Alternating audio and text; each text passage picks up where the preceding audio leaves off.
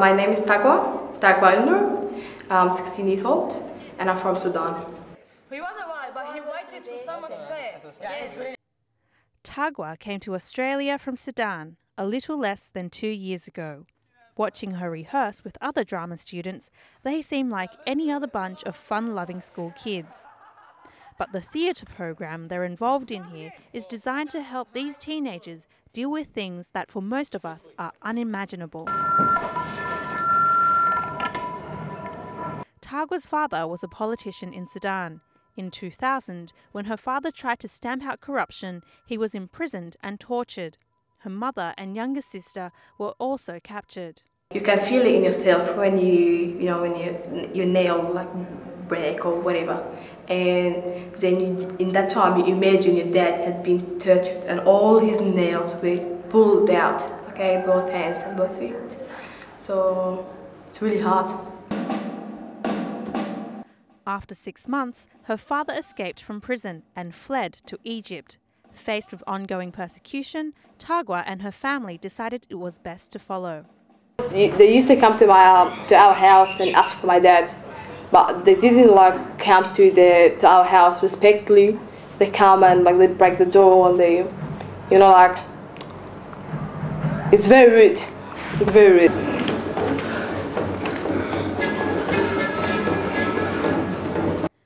After an arduous 3-year passage out of Sudan through Egypt, the El Noor family arrived in Australia. Tagwa was 13 years old. Despite having found refuge in Australia, memories of her past have scarred her. I just ask myself, why did it especially happen to my dad, or why did it happen to our family?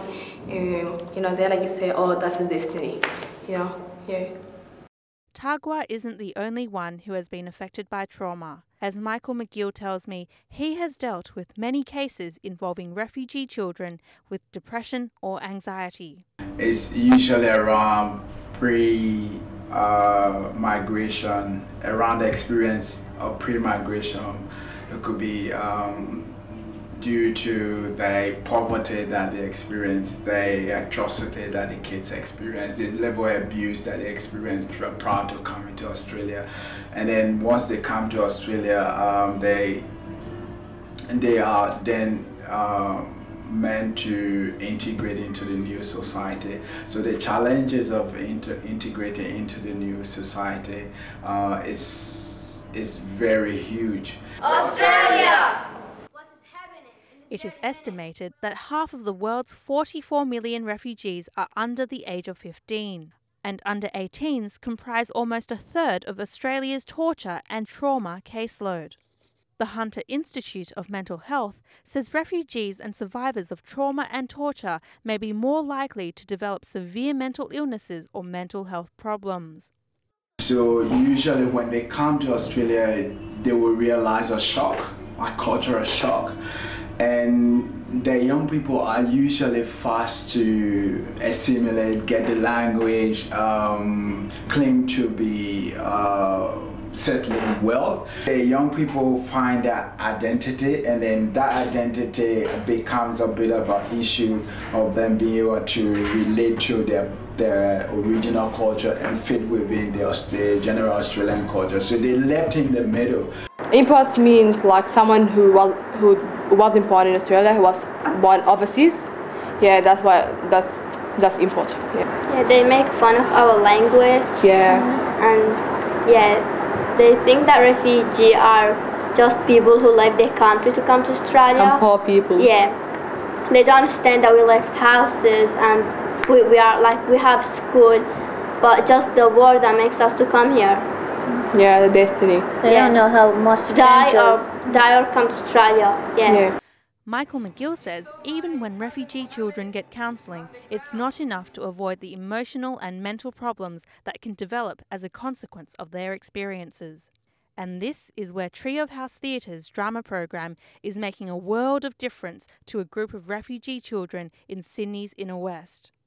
And this actual program is based on the Tree of Life, which is a therapy technique from narrative therapy, and the We use the metaphor of the tree to, as a framework for sharing the lives of the young people with the audience. So you have your trees, you have your forest of life, if you like, and then the storms come. And some trees die, and some trees are damaged. But the ones we have here are the ones that have survived. Tagwa's group is rehearsing for the play Tree of Life. Like her, these children have been forced to flee their home countries, to escape war, conflict, upheaval, or persecution in places like Afghanistan, Congo, and Iraq. This production for narrative therapy reflects many of their own grueling experiences. It is acceptance of the past that has helped these children overcome and settle. I think Since starting high school and being involved in Tree of Life, Tagwa has become a prefect and has even been nominated for a scholarship. Before I was trying to get rid of my past, but now I accept it and I feel proud of it. can I get sausage rolls? Here. Although Tagwa has few problems engaging in her community these days, she still longs for the peaceful and safe Sudan she once knew. Before my dad got tortured, it was great. Yeah, your cousin around you, family around you. There's a lot of things to do, a lot of activities, not like here in Australia. So life is a big difference. Yeah, it's a big difference between my country and Australia. Tagwa isn't certain of when or if she'll ever return to Sudan. For now, she's happy to make the most of life and tell her story. And I think storytelling is the key. Whatever it is, if you're doing art, music, it's still telling the story, and finding your voice, be given the opportunity to have a voice. I mean, you can do a private drama therapy stuff, but this actual thing of telling a whole audience or numbers of audience, students often say, you know, we feel recognised. It's amazing that people listen to us. But when you come in front of all those people and you start talking, later on you feel the power. You know, like you just say whatever you want.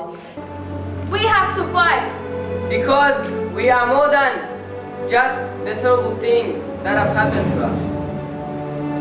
We have survived. And we're still going. Because we have strong.